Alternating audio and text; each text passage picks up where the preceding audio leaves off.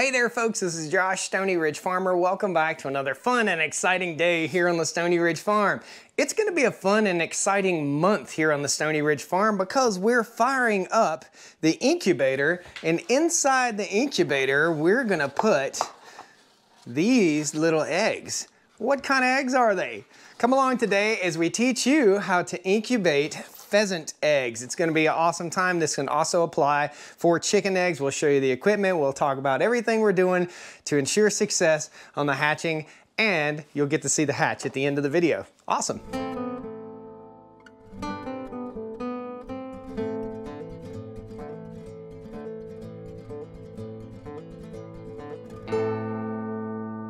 All right, folks, welcome to the Stoney Ridge Farm channel. If this is your first time here or your 50 millionth time here, please hit that like button. It really helps the channel, and consider subscribing to the channel. This is a fun place, a first generation farm here in the foothills of the Blue Ridge Mountains of North Carolina. We've got cattle, we've got chickens, and soon we're gonna have pheasants. And I am raising these pheasants so that I can release them on my farm so that I have some pretty cool fowl out on the farm. Some of them we might cage up and we may save the eggs to hatch again. So what we've got here is an incubator. It's all set up already. This is the Pro Series digital incubator. I'll post a link to this critter, and it has the automatic egg turner. This is a forced air incubator, which I find works much, much better. However, it does dry the water out that's in the incubator a little bit faster than a standard incubator. Now, save your box. If you do buy an incubator, and I don't care what brand you buy, but I'll post a link to this critter down in the video description or one similar to it. Save your box. This is what I did. I got some two-sided craft Velcro, and I put it back in its own box every time I get done using it. I have owned this for nearly 8 years and had many, many successful hatches. Now, the first thing you need to know about your incubator is you want to get it out and you want to go ahead and get it set up 2 to 3 days prior to when you put your eggs in. And the reason you want to do this is you want to make sure the temperature stabilizes. So let's think about this for just a second. So as you're using an incubator, the more eggs that you have inside the incubator, the more likely it is to have a more stable temperature. In other words, if you put 4 eggs in an incubator like this, your temperature is not going to be as stable, and having a stable temperature is what is most important. That and turning your eggs is what's most important in ensuring success with your hatch. Now, you've got to turn your eggs not only when you put them in the incubator, but actually before you put them in the incubator. And I'm going to show you exactly how we did this. We got our eggs from my neighbor, Aaron and Nathan. Thank you guys so much for providing the eggs for this video. This is going to be super fun, and I cannot wait. These are the cutest little chicks you've ever seen, guys. So stick around the end of the video. You'll get to see them. I'm going to walk you through everything right here, right now. All right, guys, excuse the mess. Whoop, there's some dishes in the sink. This is my kitchen, and somebody lives here, so it's okay. So this is the Pro Series digital incubator model 4250 from Farm Innovations. The temperature in this critter right now is 100 degrees Fahrenheit, and the day and the humidity is not working. That's why you start your incubator several days ahead of time. So I went ahead, and it might do you a good service to go ahead and find yourself a little hygrometer just like this critter right here. And you see we're at 44%, 99.1 degrees. It's dropping really quickly because we just took it out. This is a hygrometer, and they only cost, I think I bought 4 of them for like 12 bucks. We're gonna set this guy up here to the side on my beautiful walnut countertop right there. And this is the egg turner. We're gonna be instilling our eggs in our egg turner. We're gonna evenly disperse our eggs in our egg turner. We won't use this for the entire hatch, okay? So we'll use this up to day, I believe it's day 19 or day 17. And I'll post some scrolling text across there so you guys know exactly. So this is a little motor. This motor provides heat. That's why that space is there. Don't pop it out because this will overheat that egg. That's why there's a little spacer in there to take that up. We're gonna set each egg individually in here. And here's how I store my eggs. And you see this canning jar lid critter right here. So prior to putting our eggs into our incubator, because these pheasants aren't laying 2 dozen eggs a day, so we've got to keep them moving, okay? So twice a day, I'll rotate.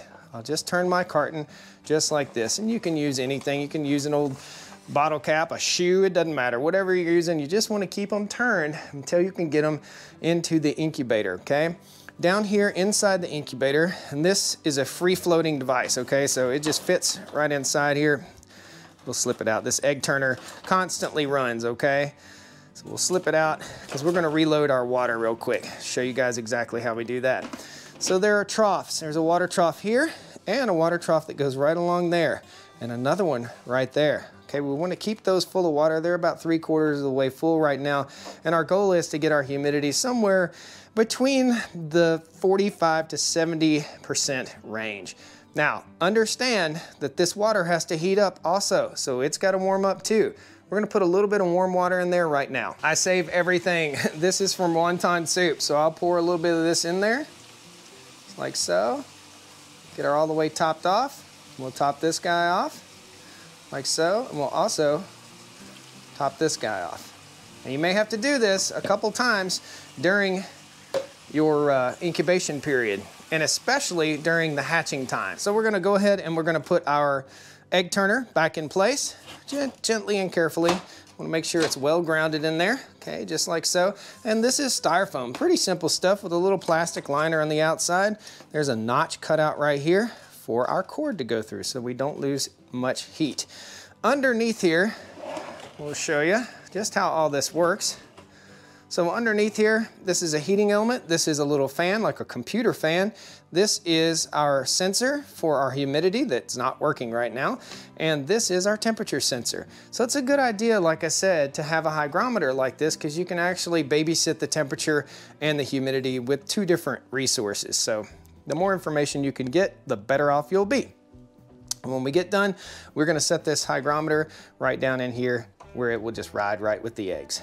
Okay, now next, let's go over to our eggs and show you what we got. These are our 2 cartons of eggs. Let's slide them over here to the side and get rid of that guy. We won't need that. And we're gonna lay out a kitchen towel, just like so, because I happen to know that it rained a few days when we had these eggs coming out. So you'll see some of them have a little bit of mud and or a little bit of poopy on them.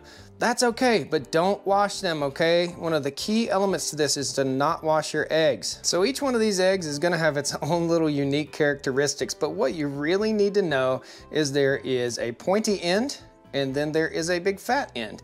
You want the big fat end up and the pointy end down inside your incubator. Each one of these eggs has a coating on the outside of it, so don't wash the eggs. It has a coating that will help keep the little hatchling disease free and keep the egg from rotting in the incubator, okay? And we'll check these with a flashlight on about day 6. And if they're not showing signs of being good hatching eggs, then we'll pull them out of the incubator because some of them will probably fail. They may not be fertilized. Now, you see this one? It's clean as a whistle. Let's get a really dirty one out and show you guys a simple way of cleaning. So this one is extra dirty right here. I'll set this guy to the side. The easy way to clean without damaging that bit of disease layer, I guess, what would you call it? A layer to keep the disease out. I forget what you call it. Guys, post it in the comments. The easiest way to do this is to just gently brush it off with a paper towel. You're not gonna get it perfectly clean, and that's okay. It's not a really big deal, okay? We want to get as much of it off as we possibly can, but we don't want to sand it. And sometimes, like an egg like this, you might not want to use because it's pretty well soiled. So I think this one is probably not going to make the cut. All right. You can use eggs that are just a little bit soiled like that, but something that's this dirty, it just isn't going to make the cut. Let's gently wipe this guy off, and we don't want to scrub because we don't want to scrub off mother's natural immunity, and just a little bit of dirt isn't going to hurt. Let's go ahead and we'll start instilling them in the incubator. We're gonna start in the center of the incubator and also make sure your hands are washed clean. We're gonna set them with the pointy side down. We don't have quite enough eggs to fill this entire incubator, so we're just gonna skip every other one just for now, just like so. And these will have to incubate for 23 to 25 days. And again, before I put them in, if I've got something that has a little flake of manure or whatever on there, or mud, I'll just wipe it off lightly, okay? Right there. Not over top the incubator because you don't want it to fall down in the incubator. It can cause disease also. We want success, all right? We'll go ahead and fill these up.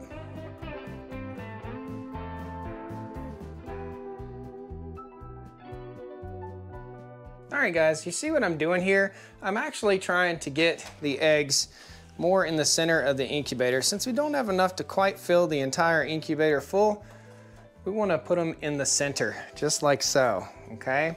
Now, I've got one more little thing I need to do because I'm gonna put my hygrometer in here. I need to put a tiny piece of paper in there. I'll show you. So I'm gonna cut out just a little piece of paper, just like this. This is a heavy duty type paper. And we're gonna set this guy, let's trim him down just a little bit more. I'm gonna set this guy right about here. Actually, I'm gonna do it just a little bit longer. What we don't wanna do is cause the hygrometer to fall down. We want it right at the same level as our hatching eggs. So we'll put it right there. And then we'll set our little hygrometer right in there. And our eggs are ready to rock and roll. So this egg turner will automatically turn your eggs. If you didn't have an egg turner, you would take your eggs and you would lay them flat in the incubator, just like so. You would place an X with a pencil, X on one side, little X, and an O on the other side, a little O, or you could just put an X, either way. And you'd lay those in the incubator, and you'd need to turn them every 2 hours, which is a very laborious task. You don't want to do that, I promise. All right, so we're gonna lay our cover over, just like so.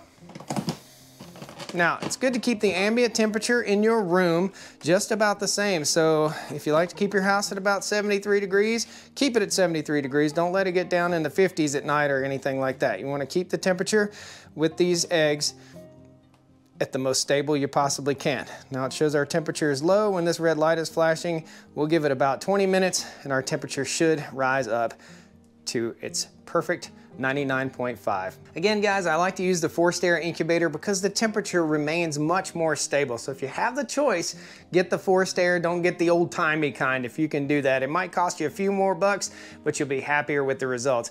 I'll post links down the video description to all sorts of different types of incubators, and we'll show you guys in a future video how we set up the brooder. So stick around here because in just a few minutes, our temperature has already stabilized. The next little scene you get is gonna be some hatching.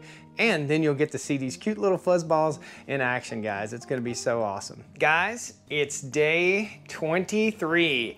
And from anywhere from 23 to 25, even 30 days, that's when these quails are gonna hatch. And guess what? We've had one hatch, and you can see him kind of struggling a little bit, and then another one hatched the next day.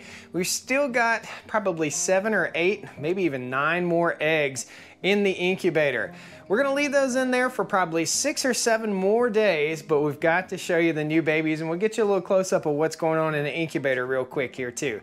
Man, these chicks are totally different from any kind of chicken or duck I've ever hatched, and I actually have them in a little bitty aquarium right here in the window. Really cute. They're like this big. So here's our incubator, and I actually bought a hygrometer. That's what that guy is. So it says our humidity is 55 and our temperature is 101.3. That's kind of entering the danger zone. According to this, we're at 99.5. That is where we're supposed to be. So I took the eggs off of the egg turner at about 21 days. And this is what we have. This is the result. So I don't see any more little peepers trying to peep out. However, we're gonna give them every opportunity to survive, and they look awesome. They're just so super cute. Let's go over here and take a look at the chicks. So you wanna talk about entertainment.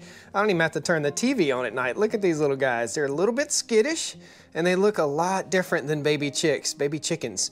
So you can still see a little bit of eggshell fragment. Come on around, they're very skittish. In other words, they hide, they're scared, guys. They are an animal that's used to being preyed upon. So this one has a few little eggs stuck to him. And this little guy, they're just cute as they can be. Cute as a button, guys. You can do this. This is a little 20-gallon aquarium. You can see I have a thermometer in there. It says 47% and 85.5 degrees back there. Little feeder right here, little water right here. I will say put some marbles or some gravel in your water for the first couple days. This chick here is 3 days old and the other chick is 1 day old. Awesome. I actually had to help him out of the shell. You want to resist that temptation, but after 2 days of it trying to hatch, I had to do something. So we got it out of its shell, and it did fantastic, guys. So that's how you hatch pheasant eggs. It's the first time I've ever done it here on the Stoney Ridge Farm. I hope I get a little bit better turnout. 2 is not quite enough. The goal with these pheasants is to have some pheasants here on the farm. They're birds that you would eat, but they're also birds that I would like to release into the wild here so that we can have pheasants out here on the farm to help with pasture sanitation. In other words, they go around behind the cows and they scrape up the manure pats, they eat the insects, they eat the larvae and all that stuff out of them. Guys, I hope you enjoyed this little series. This has taken me about a month to create, and we created some new life here on the Stoney Ridge Farm. Please hit that like button, consider subscribing to the channel. Awesome stuff. I'll still post links to everything that we used here in the video. Again, we took the eggs off on day 21 off of the egg turner, and we just leave them alone. Let nature take its course, guys. Awesome. We'll see you next time. Thanks a lot. Come on down to the Stoney Ridge. Bring your wife and bring your kids. We're living life pure and sweet. That's the way it's supposed to be, Stoney Ridge. Woo! You see, there's chickens for me. I need the lights on in the house, and it wouldn't hurt to have a bigger light button. And everybody, I tell you what, Bobby. I tell you what.